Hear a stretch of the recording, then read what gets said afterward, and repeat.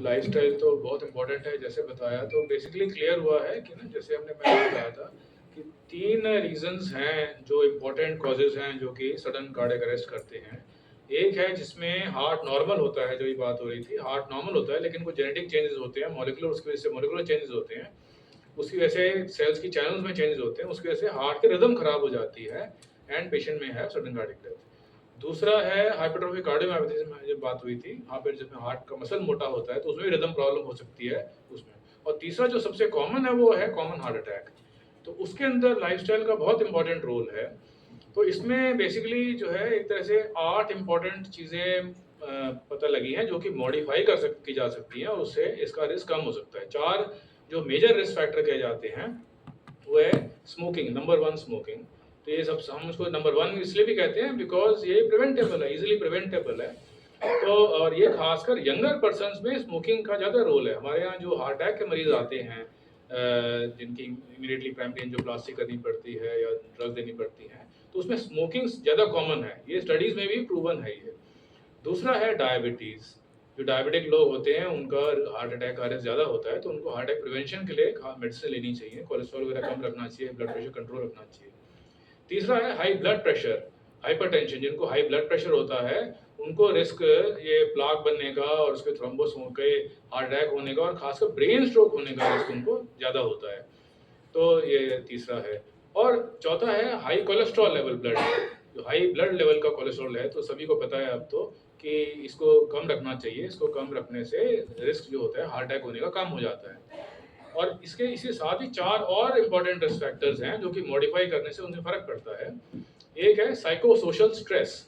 जो mental stress है, जो साइको सोशल स्ट्रेस है हमको होता है, उसकी वजह से बॉडी के अंदर जो सिम्पैथेटिक एक्टिविटी ज़्यादा होती है, कुछ हार्मोन्स होते हैं एड्रेनलिन, नॉरएड्रेनलिन, वो ज़्यादा होते हैं, उसकी वजह से हार्ट अटैक होने का रिस्क बढ़ता है।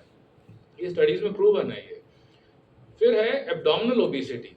जिन लोगों को वेट ज़्यादा है, ओबेसिटी होती है, उनका बीएमआई ज़्यादा होता है, खासकर उनको एब्डोमिनल ओबेसिटी होती है,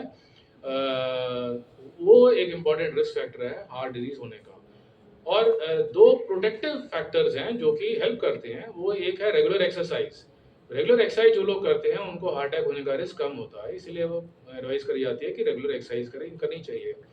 और फिर है fruits and vegetables in diet. तो ये भी स्टडीज में प्रूवन है कि जिन लोग जो डाइट में फ्रूट्स एंड वेजिटेबल ज़्यादा लेते हैं उनको हार्ट अटैक होने का रिस्क कम होता है। तो ये 8 फैक्टर हैं जो कि पता लगे हैं जिनको मॉडिफाई किया जा सकता है और उससे हार्ट अटैक का रिस्क कम करा जाता है। अभी मेजॉरिटी इनमें से जो है वो लाइफस्टाइल से रिलेटेड है। जैसे कि हमारा लाइफस्टाइल अब पहले होता था कि ज़्यादा बाहर जाके ज़्यादा काम करना पड़ता था, खेतों में जाके काम करना है, बाहर जाके काम करना है, चलना फिरना ज़्यादा है, एक्सरसाइज ज़्यादा है, वेट उठाना है। लेकिन वो अब धीरे-धीरे कम हो गया है, अब हमें डेस्क पे ज़्यादा काम करना पड़ता है, ज़्यादा कंप्यूटर पे काम करना पड़ता है, तो एक्टिविटीज़ कम हो गई हैं। तो एक लाइफ़स्टाइल में ये इम्पोर्टेंट चेंज हुआ है। दूसरा है कि हमारे को अब थोड़ा प्रॉस्पेरिटी बढ़ी है और खाना ईज़िली अवेलेबल है और ख़ासकर फैट वगैरह ईज़िली अवेलेबल है, तो लोग ज़्यादा खाना खा रहे हैं, ज़्यादा फैट ले रहे हैं और उसमें ऑब्वियसली जो ये सब इकट्ठा जाके बॉडी में इकट्ठा हो जाता है और धीरे-धीरे डैमेज करता है, प्लाक्स बनते हैं, धीरे डैमेज करता है। This is also part of lifestyle.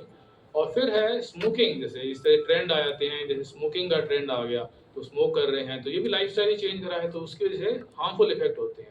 और अभी जो जैसे आ रहे हैं कि जो जो बॉडी परफॉर्मिंग ये एक्सरसाइज परफॉर्मिंग एजेंट्स हैं, सप्लीमेंट्स हैं, ड्रग्स हैं, इनके जो यूज़ करते हैं, तो ये भी लाइफ़स्टाइल ही, इनका भी एक तरह से थोड़ा पॉपुलैरिटी बढ़ रही है और पता लग रहा है कि इनकी वजह से भी हार्ट को रिस्क हो सकता है।